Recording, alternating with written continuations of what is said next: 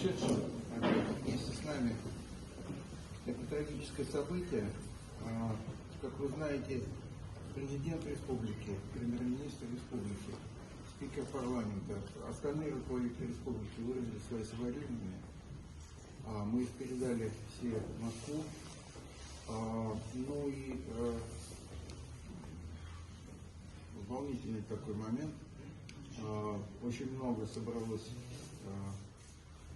вас и руководителей республики, и простых граждан, чтобы поддержать Россию, российский народ в эту тяжелую минуту. Мы очень признательны вам, и мы отмечаем, что наши братские, наши союзнические отношения становятся только крепче в результате таких событий, и в том числе благодаря тому, что вы пришли высказать нам свои соболезнования. Большое вам спасибо.